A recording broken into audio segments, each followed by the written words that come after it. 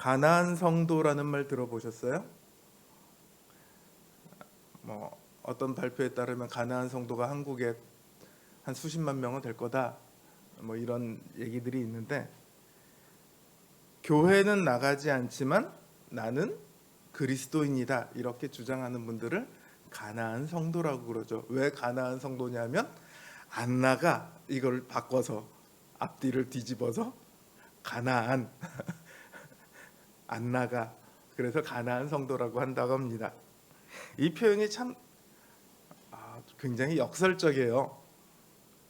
우리가 여호수아와 사사기를 보다 보면요, 가나안 땅은 하나님께서 구약에 하나님 백성인 이스라엘에게 주신 기업입니다. 선물이에요. 그러니까 신약으로 따지면 교회에게 주신 선물이에요. 가나안은. 그러니까 교회를 떠나면 제 아무리 자기가 신앙이 있다고 주장해도 가나안과 아무런 상관이 없겠죠. 근데 교회를 떠나가 있는 분들에게 가나안 성도라는 이름을 붙였다는 게 참 굉장히 역설적인 것 같아요. 여호수아 사사기 이야기를 했으니까 조금 더 얘기를 할게요. 하나님께서 가나안 땅의 모든 족속들을 다 진멸하라고 하십니다.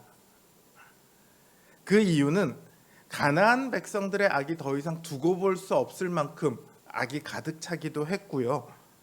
또 하나는 그 땅에 들어간 이스라엘이 그 땅의 종교, 문화와 타협할까 봐 하나님께서 그들을 다 진멸하고 그 땅에 들어가면 그들과는 어떠한 언약도 맺지 마라 이렇게 말씀을 하십니다. 하나님께서는 그 땅도 그리고 그 땅에 사는 이스라엘 백성도 거룩하기를 원하셨습니다. 거룩하다는 것은 세상과 타협하지 않는, 세상과 구별된 것입니다. 세상에 한 발, 하나님께 한 발, 그렇게 걸치고 있는 것은 거룩이 아닙니다. 야고보서에서도 이 이야기를 끊임없이 제기를 합니다. 그럼 어떻게 교회가 거룩해질 수 있을까요? 여기 대해서 교회는 늘 믿음과 행위라는 이 두 가지 사이에서 많은 혼란을 겪고는 합니다. 이게 명확해지지 않으면 교회 안의 생활의 중심이 또다시 똑같이 혼란스러워질 뿐입니다. 제가 야고보서를 연구하면서 먼저 오늘 설교를 하기로 한 것도 그러한 이유 때문입니다. 많은 분들이요, 야고보 사도의 신학을 바울의 신학과 다르다 이렇게 말을 해요. 야고보는 행위를 강조하고 바울은 믿음을 강조한다 이렇게 말하죠. 그러나 사실 그건 틀린 이야기입니다. 야고보 사도나 바울 사도나 다 같은 신학을 가지고 있습니다. 다만 말하는 방식이나 강조점이 다를 뿐이죠. 오늘 본문을 통해서 교회가 어떻게 거룩해지는지, 그리고 그 속에서 믿음과 행위의 관계가 어떻게 되는지 여기 대해서 말씀을 드리고자 합니다. 오늘 본문은 사실 교회를 좀 다닌 분들이라면 익히 알고 있는 이야기입니다. 32절은 이렇게 시작합니다. 믿는 무리가 한 마음과 한 뜻이 되어 모든 물건을 서로 통용하고 재물을 조금이라도 제 것이라 하는 이가 하나도 없더라. 그리고 33에서 35절은 여기에 대한 상세한 설명이라고 할 수 있겠죠. 자, 집과 밭이 있는 사람들이 집과 밭을 팔아서 사도들에게 갖다 놓습니다. 무엇을 위해서요? 없는 사람들을 위해서 자기의 집과 밭을 팔아서 내어놓습니다. 이건 더 이상은 내 것이 아니야. 이전까지는 내 거였는데 이제 내 것이라고 주장하지 않게 됩니다. 그리고 그거를 사도들에게 내어놓고 사도들은 그거를 필요한 사람들에게 나눠주죠. 얼마나 많은 사람들이 그 일을 했는지는 정확하게 기록하고 있지는 않아요. 그러나 적지 않은 사람들이 그 일을 했을 거라고 봅니다. 어떤 사람은 모든 것을 다 팔아서 내놓은 사람도 있을 것이고, 어떤 사람은 일부를 팔아서 내놓은 사람도 있을 겁니다. 그 중에 바나바라 하는 사람이 있습니다. 우리가 나중에 이 사도행전 뒷부분에 보면 바울과 함께 처음에 선교 여행을 떠나게 되는 바로 그 바나바입니다. 이 바나바는 자신의 모든 소유를 팔아서 사도들 앞에 내어놓습니다. 아마 그 이야기를 들은 사람들이 어떻게 했겠어요? 바나바를 칭찬했겠죠. 저 사람은 자신의 모든 소유를 팔아서 다 사도들에게 갖다 드렸대. 그래서 많은 사람들이 그 돈으로 인해서 어려움을 벗어날 수 있었대. 이런 칭찬이 이어졌겠죠. 그리고 또 한 부부가 집과 밭을 팔아서 사도들에게 헌금합니다. 아나니아와 삽비라 부부입니다. 이들도 자신의 소유를 팔았습니다. 그리고 사도들의 발 아래 그 판 돈을 가져다 놓는데 그 중에 얼마쯤을 감추었습니다. 물론 감춘 것을 아는 것은 아나니아와 그 아내 삽비라밖에 없죠. 이들은 사도 앞에 그 돈을 내밉니다. 자신의 집과 밭을 팔아서 헌금을 한다면 사실 작은 돈은 아닐 거예요. 이렇게 헌금하면, 많은 돈을 헌금하면 칭찬도 하고 격려도 하고, 교회 같으면 광고도 하고, 특별히 불러서 헌금 기도도 좀 해주고, 뭐 이러는 게 좀 맞을 것 같은데 베드로는 그렇게 하지 않죠. 오히려 아나니아에게 물어봅니다. 이게 땅을 판 돈 전부냐? 베드로가 돈을 밝히는 사람도 아니고요. 헌금했는데 이게 정말로 땅 판 돈 전부냐? 이렇게 묻는다는 건 사실 일반적인 상황에서는 정상적인 질문은 아니겠죠. 근데 이렇게 물은 이유는 일반적이지 않은 상황, 정상적이지 않은 상황이기 때문이에요. 아나니아가 대답하죠. 예, 그게 전부입니다.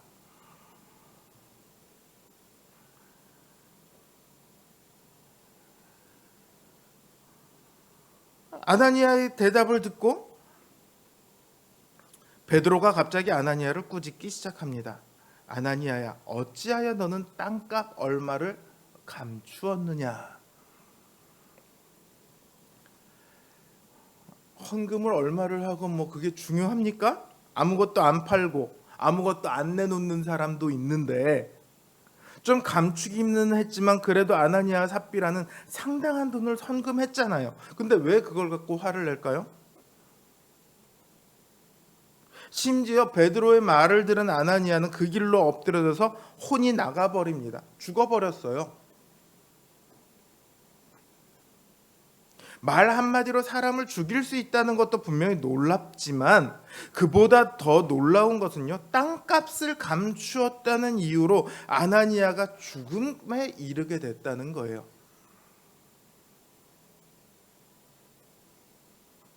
얼마 후 남편이 죽은 것을 알지 못하던 삽비라를 베드로가 부릅니다.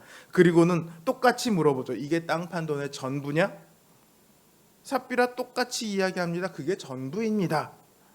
그리고 남편 아나니아의 뒤를 따라 삽비라 역시 죽음에 이르게 됩니다. 돈 얼마를 감추고 헌금한 것이 죽어야 할 이유입니까? 여러분, 상식적으로 생각을 해보자고요. 헌금을 하나도 하지 않은 사람이 있고요. 헌금을 모든 것을 다 팔아 헌금을 한 사람이 있고요. 적당히 팔아서 헌금한 사람이 있고요. 다 팔았는데 그 중에 일부만 낸 사람이 있어요. 누가 이 중에 가장 훌륭한 사람인지는 뻔하지만 누가 제일, 우리가 상식적으로 생각하기에 누가 제일 좀 덜한 사람입니까? 상식적으로 생각하면 아무것도 하지 않은 사람이 제일 좀 덜하다고 생각을 할 수 있을 거예요. 근데 정작 죽은 건 누구냐 하면 집과 밭을 팔아서 적지 않은 돈을 헌금했지만 이게 전부라고 거짓을 말했던 사람이 죽었습니다. 어떤 분들은 이 사건을 구약의 여호수아에 나오는 아이성 사건과 거기 나온 아간의 사건과 비교해서 이야기하기도 합니다.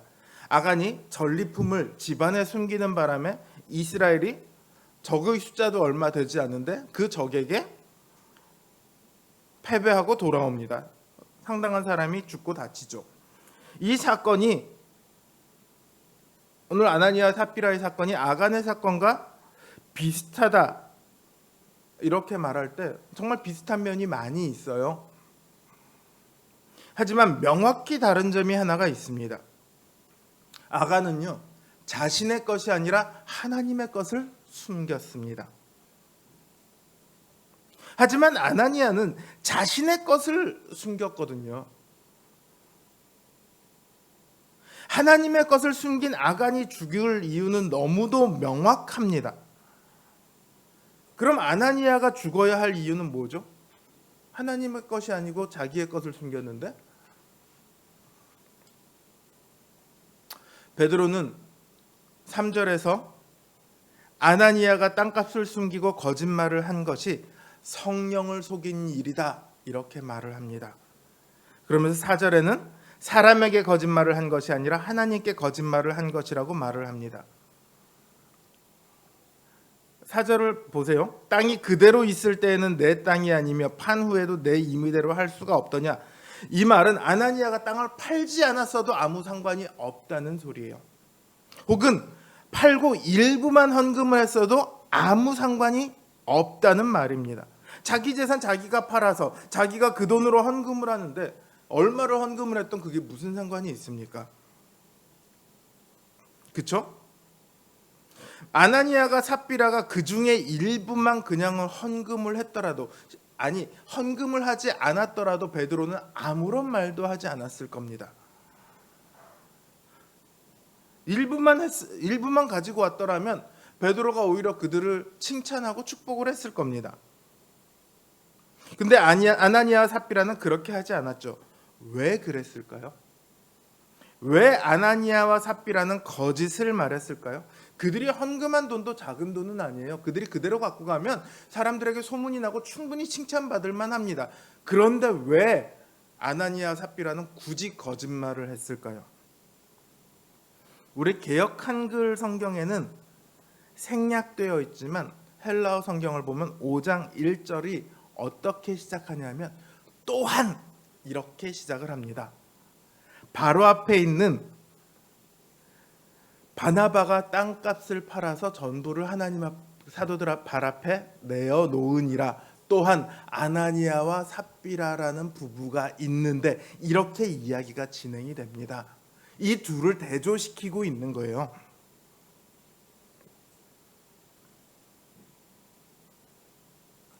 그러니까 성경은 바나바하고 아나니아와 삽비라 부부를 정반대되는 케이스로 소개하고 있습니다. 똑같이 밭을 팔았고 똑같이 사도들에게 헌금을 했습니다. 다만 아나니아와 삽비라는 그 중에 얼마를 감추었죠. 이들의 행위가 바나바와 비교되는 것, 바로 거기에 아나니아와 삽비라의 죄의 핵심이 들어 있습니다. 그들의 죄는요, 단순한 거짓말이 아닙니다. 혹은 얼마를 아낀 인색함이나 이런 데 있지 않습니다. 바나바의 행동은 성령의 인도를 따르는 거룩한 행동이었고요. 아나니아의 행동은 성령으로 말미암아 하나님을 기쁘시게 하는 일을 하는 듯 했으나 실상은 그게 아니죠. 오히려 성령을 모독하는 일이었죠. 성령을 속이는 일이었습니다. 아나니아 삽비라가 원했던 거는 우리도 바나바쯤 얼마든지 헌금할 수 있는 사람이지 우리도 바나바만큼 충분히 존경과 인정을 받을 만한 자격이 있어. 아마 이런 마음이었을 겁니다. 그들이 가져다 낸 돈이 어쩌면 바나바가 헌금한 것보다 더 많았을지도 모르겠습니다. 중요한 것은 그들이 헌금을 한 의도가 하나님을 기쁘시게 하고 교회의 성도들을 평안하게 하기 위한 사랑과 거룩의 행위가 아니라 교회에서 사람들에게 인정받고 존경받고자 하는 의도였다는 것이죠. 그들은 거룩한 성도가 아니라 거룩한 척하는 사람들이었을 뿐입니다. 그리고 사도들의 말을 빌자면 거룩을 가장한 사람입니다. 거룩을 가장한다는 것, 누구의 가장 큰 특징입니까?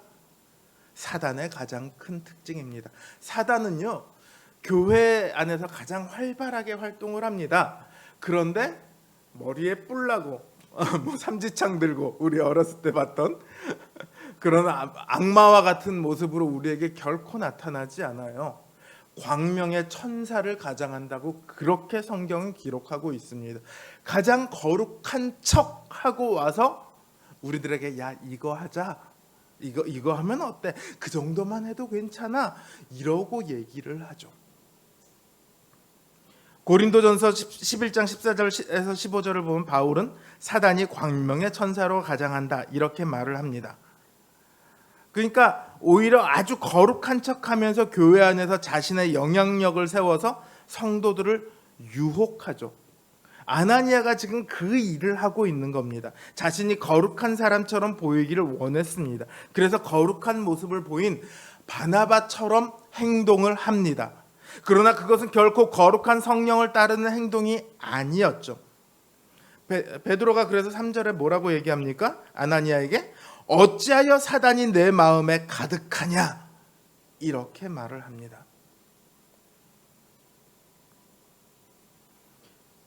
지금 베드로가 보고 있는 것은 무엇입니까? 행위입니까? 동기예요. 어떻게 그 일을 시작하게 되었는가, 그 동기를 지금 보고 있습니다. 우리는 거룩함이라고 이야기를 하면 사실은 죄를 짓지 않는 행위를 먼저 생각을 합니다. 그런데 바울은 그게 아니라 그 동기를 먼저 이야기를 하고 있습니다. 사실 교회 안에는요, 언제나 불순한 동기를 가진 사람들이 많이 있습니다. 우리 교회처럼 작은 교회들은 뭐 그런 사람들이 올 이유가 별로 없어요. 근데 재정적인 이익을 얻고자 교회를 오는 상인들도 있습니다. 또 권력을 얻는데 도움을 얻고자 해서 교회를 기웃거리는 정치인도 있습니다. 혹은 상사가 그 교회를 다니니까 그 상사에게 잘 보이기 위해 그 교회를 나가는 부하 직원도 있습니다. 이들의 공통점은 교회에 열심인 척, 거룩한 척, 참된 성도인 척 하려 한다는 겁니다. 나아가 아나니아와 삽비라처럼 거룩한 사람으로 주목받고 인정받아서 교회의 지도자가, 장로가, 권사가 되고 싶어하는 사람들도 많이 있습니다. 그리고 이런 사람들은 늘 교회를 심각한 문제에 빠뜨리게 됩니다. 우리는 오늘 이 아나니아와 삽비라의 사건을 잘 보아야 합니다. 이게 교회가 서나가는 초기의 사건이기 때문에 성령님께서는 교회의 정체성을 바로 세우기 위해서라도 그 본을 제대로 세우십니다. 교회에는 신자들이 있습니다. 그리고 동시에요, 신자가 아닌 사람들도 있습니다. 아직 믿음이 없이 아내에게, 엄마에게, 아빠에게 끌려오는 사람들이 많이 있어요. 그리고 동시에 신자인 척하는 사람들도 있습니다. 교회를 다 함께 교회는 다니고 있습니다. 그런데 누군가는요, 믿음을 따라 행동합니다. 그리고 누군가는 자신의 욕망을 따라 행동합니다. 야고보서 역시 똑같은 이야기를 하고 똑같은 문제들을 다루고 있습니다. 조금 더 거기는 상황들이 다양할 뿐이에요. 그러나 결론은 동일합니다. 믿음은 반드시 행위를 동반합니다. 믿음이 있는데 행위가 없다? 야고보 사도는 그걸 뭐라고 얘기하냐? 너 믿음이 없거나 네 믿음은 죽은 믿음이다. 이렇게 얘기를 해요. 믿음은 반드시 행위를 동반하니까요. 그런데 반대로 행위가 반드시 믿음을 보증하지도 않습니다. 하는 행동이 굉장히 거룩해 보여도 그 마음은 아나니아와 삽비라처럼 다른 목적을 가지고 있을 수 있습니다. 우리는 사실 잘 알 수 없죠. 그 사람이 어떤 목적에서 어떤 동기에서 거룩한 행동을 하고 있는지 알 수 없습니다. 누군가는 성령의 인도를 따라 하고 있고 누군가는 욕망을 따라 행동하고 있을 수 있습니다. 우리는 잘 알 수 없어요. 그러나 하나님은 우리의 중심을 누구보다 잘 알고 계시죠. 우리가 겉으로 아무리 거룩한 척한다 해도 하나님은 거기 속아 넘어가지 않으십니다. 하나님은 그 행위로 우리를 판단하지 않으세요. 그 말은요, 교회가 거룩해지기 위해서 무엇이 필요하냐? 담배 피지 마라, 술 마시지 마라, 간음하라, 죄 짓지 마라, 주일 안수해라, 거룩하게 행동해라, 이런 말로 충분하지 않다는 거예요. 행위 이전에 동기가, 그 마음의 중심이 바로 서야 한다는 겁니다. 정말로 거룩한 교회를 위해서 우리는 이 오늘 본문에서 바나바로 대표되고 있는 예루살렘 교회의 모습을 살펴봐야 합니다. 그들이 어떻게 거룩한 교회의 모습으로 나타나고 있습니까? 믿는 무리가 한 마음과 한 뜻이 되어 모든 물건을 서로 통용하는 그 일이 어떻게 시작되었습니까? 사도들이 야 니네들 다 갖고 와, 집 팔고 밭 팔고 돈 다 갖고 와, 내가 나눠줄게, 이렇게 했습니까? 아니면 교회 법으로 제정을 했습니까? 그런 거 없습니다. 성경은 사도들이 큰 권능으로 주 예수의 부활을 증거하니 무리가 큰 은혜를 얻어 그 일들을 시작했다, 이렇게 기록하고 있습니다. 여러분, 은혜는요 단순히 마음의 감동이 아닙니다. 마음의 감동을 주고 눈물을 찔끔짜게 하려고 한다면 설교보다 훨씬 더 효과적인 것들 많이 있습니다. 가서 연극 보고 드라마 보고 소설 보고 음악 듣고 영화 보고 얼마든지 그럴 수 있는, 감동받을 수 있는 일들이 많이 있습니다. 은혜는요 그런 감동들과는 차원이 다릅니다. 은혜가 물론 감동을 동반하는 것은 사실이지만 은혜의 목적은 감동을 주는 것에 있지 않아요. 우리의 믿음을 불러일으켜서 우리의 삶을 바꾸는 것, 거기에 은혜의 목적이 있습니다. 그 믿음은요 단순히 나 죽으면 천국 가, 이런 개념이 아닙니다. 하나님이 나의 하나님이 되셔서 백성이 된 나를 책임지신다는 그 언약에 대한 믿음입니다. 내가 어떠한 일이 있어도 하나님께서 나를 책임지실 거야. 그걸 어떻게 알아? 예수 그리스도께서 내가 죄인 되었을 때 나를 위해 죽으셨어. 죄인이었던 나를 위해서도 그렇게 죽으셨으니까 이제 내가 혹은 조금 못한 모습이 있을지라도 하나님께서는 결코 나를 버리지 않으셔. 하나님께서는 언제나 나를 구원하시고 언제나 나를 보호하시고 언제나 나를 인도하시고 나를 위해 일하셔. 그러니 더 이상 내 것에 대한 고집이 필요가 없어지는 거예요. 내 거를 챙겨서 내가 노후에 어떻게 될지 어떻게 알아? 그러니까 내 걸 잔뜩 쟁여놔야지. 지금 뭐 잘 되고 있다고 해도 흉년이 오면 이게 다 어떻게 쓰여질지 어떻게 알아? 그러니까 잘 챙겨놔야지. 이 믿음은 이걸 초월하게 만드는 거죠. 이거는 성령님께서 그 안에서 그 마음을 바꾸시지 않으면 결코 그 수준까지 이룰 수가 없는 거예요. 그러니까 이 믿음으로 인해서 삶이 변화가 됩니다. 이전에 자신의 욕망을 따라 살아가던 삶이 아니라 성령의 인도를 따르는 거룩한 삶이 되는 거죠. 다시 처음의 질문으로 돌아가 볼까요? 교회가 어떻게 거룩해집니까? 행위로 거룩해집니까? 은혜로부터 오는 믿음으로 행할 때 교회는 거룩해집니다. 기억하십시오. 믿음으로만 거룩해지는 거 아닙니다. 행위로만 거룩해지는 것 아닙니다.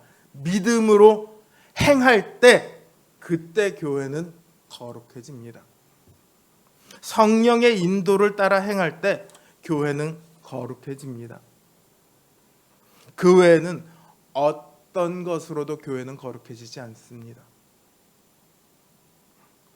거룩한 삶으로 가는 방법이라면서 그럴듯한 방법들을 제시하는 그런 교회들이 있습니다. 서로 간의 죄를 고백해야 합니다. 서로가 서로를 섬기는 훈련을 해야 합니다. 뭘 해야 합니다. 뭘 해야 합니다. 뭘 해야 합니다. 뭘 해야 합니다. 다 가짜입니다. 속지 마십시오. 오직 우리의 삶이 그리스도의 안에 머물고 그리스도를 믿는 믿음으로 행할 때 교회는 거룩한 모습으로 서게 될 겁니다. 이 시대에 교회가 손가락질 받는 이유가 무엇입니까? 이 시대에 많은 사람들이 교회를 떠나가는 이유가 뭡니까? 교회가 거룩하지 않아 보이기 때문입니다. 정확하게 이야기하면 성도들의 삶이 혹은 목사의 꼬라지가 교회 지도자들의 모습이 행위가 전혀 거룩해 보이지 않기 때문입니다. 무슨 목사가 성도들보다도 더 돈을 밝혀? 무슨 장로가 세상 사람보다도 더 돈에 인색해? 무슨 성도가 자기 욕심만 챙겨?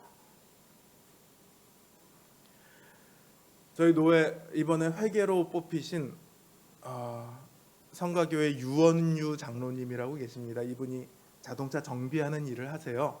근데 꽤 정비 일을 잘하셔서 현대 쪽에서는 꽤 이름이 나 있는 분입니다.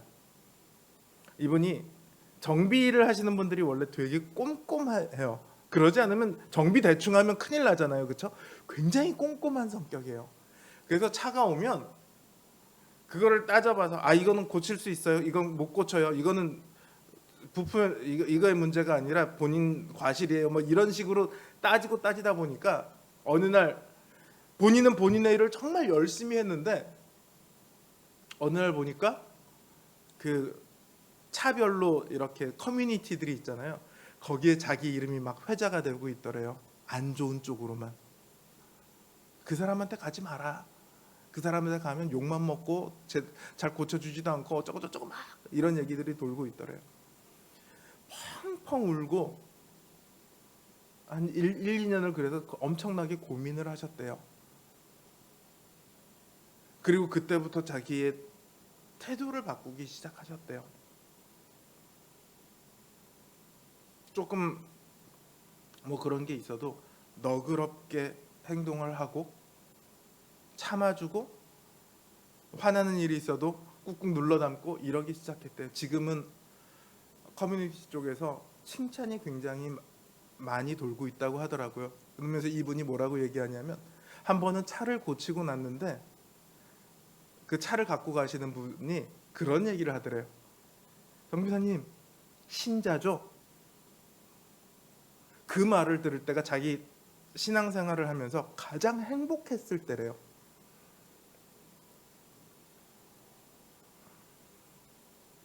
우리가 법을 따라 생활하는 거 중요합니다. 상식적으로 생활하는 거 중요합니다. 그만큼도 못하는 사람 많아요. 그러나 우리에게 주신 은혜는, 우리에게 주신 성령님은 그 이상 우리가 할 수 있게 만들어 주십니다. 세상을 초월해서 이 땅에는 없는 거룩한 모습을 우리의 삶에서 만들어 주십니다. 오늘 우리의 삶이 그리고 우리의 교회가 그 거룩한 나라의 모습을 드러내기까지 더욱 주님의 말씀을 붙들고 주님을 믿고 의지하고 사랑하기를 바랍니다. 그래서 우리 노원 성도교회를 통해 그리고 우리 성도님들의 삶을 통해 거룩한 나라가 이 땅에 드러나는 그런 역사가 있기를 주님의 이름으로 기원합니다.